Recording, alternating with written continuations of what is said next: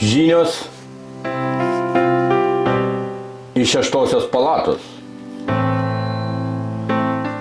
Dvasinės ekologijos pamokėlė. Kam durniui mokėti pinigus už išmintį, jeigu jis jos visiškai netrokšta? Kasgi yra kvailys? Kaip Saliamonas rašė, ir tarė kvailys savo širdyje nėra Dievo. Lietuvių kalboje labai yra įdomi durnas ir darna. Durna ir darna. Labai panašios raidės. Suderintas ir išderintas.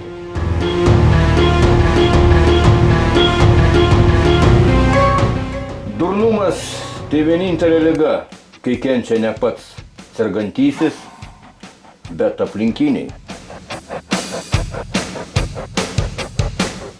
Ir tu pats esi savo gyvenimo valdovas. Ir nereikia bijoti kančios.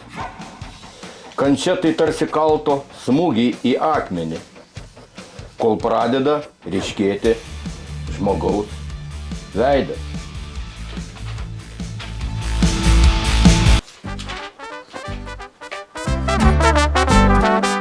Kaip sako, ten, kur bus maita, susirinks ir maitvanagiai. Ten, kur paliegėliai, ten ir subėgs šakalai. Bet gaila, kad dauguma jau mokykloje išmoksta, ko išmoksta nesimokyti jau mokykloje. Nebijok būt savimi. Nieko nėra baisiau už pačią baimę. Nebijok savo savasties.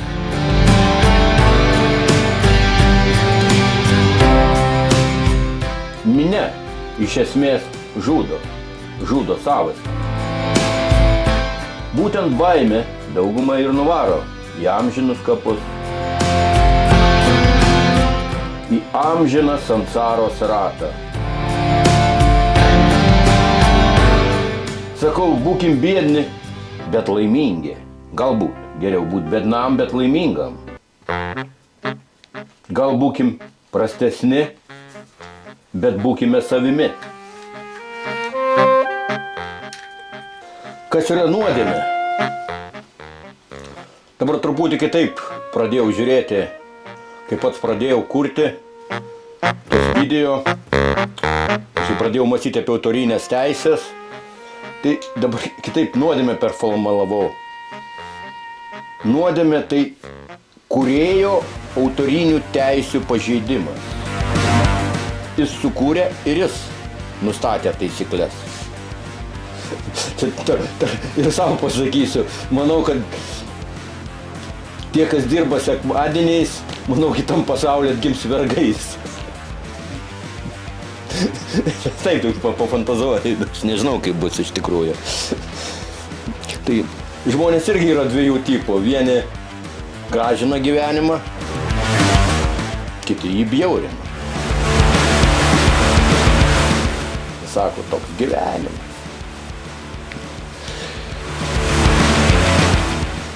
Kas yra blogis? Blogis tai yra substancija, tai paprastai pasakius, tai yra substancija parazituojanti gėrį. Pats savaime blogis neegzistuotų.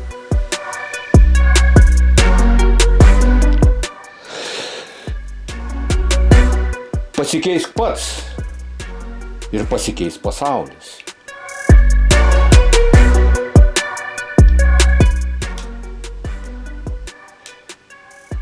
Bausmės tikslas – pataisyti tą, kuris baudžia.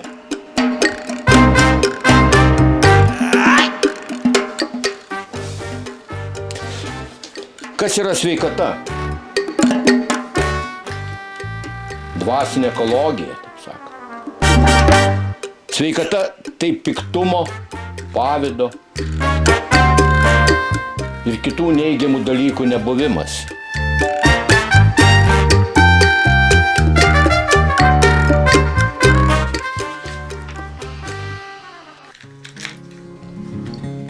Balandis, kad ir kaip žiūrėtų, jis nesupranta erelio ramybės ir net negali suprasti. Bet erelis gali nusileisti taip žemai kaip vištos, bet deja vištos negali pakilti taip aukštai kaip erelis.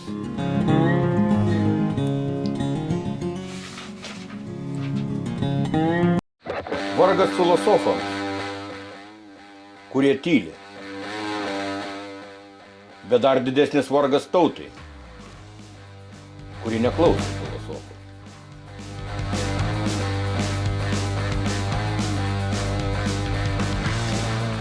Sako, kai Dievas nori nubausti žmogų, atima iš jo protą.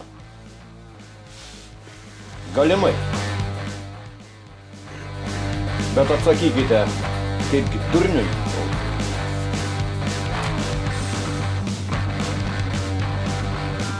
Deja, Dievas atleidžia visada. Žmogus kai kada. Bet kam neduota, tai neduota. Gamta neatleidžia niekada. Jeigu Dievas atleidžia visada, tai kam tada yra pragaras?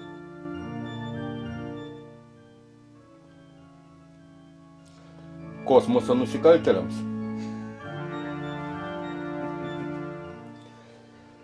Dabar labai madinga sakyti perkrovimas. Reikalingas perkrovimas ir man kažkada sakė prieš 4 metus. Sako, tau reikalingas nunulinimas, perkrovimas. Bet aš labiau grįžčiau į pagonybės, mūsų pagonybės ištakas, prie baltų senųjų dievų. Perkūnas. Ne perkrovimas, bet perkūnijimas. Trenk, lai tave perkūnas, tai nėra keiksmažodis. Persikūnik. Ir nereiks tau ir pragaro. Ne vienas tas pats. Perkrova ir perkūnijimas. Grįžkim prie baltų, savo ištakų, į savo protėvių. Lai protėviai veda mus. Ir jeigu nežinai, kur eiti, eik ten, kur nėra kelio. Ir palik savo pėdsaką. Juoku, bet ne pykčiu. Žudyti yra lengviausia. Nyčė pasakė. Stipraus žmogaus, tame tarpe ir durniaus, neįmanoma įžeisti.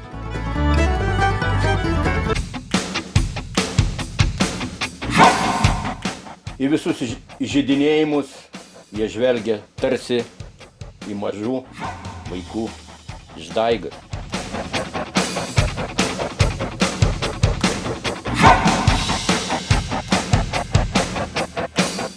Ir dauguma dėja miršta iš intelektualinio bado.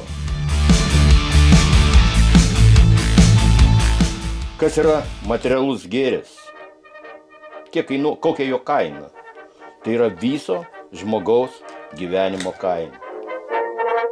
Skurdas tai visų pirma sąmonės būsena.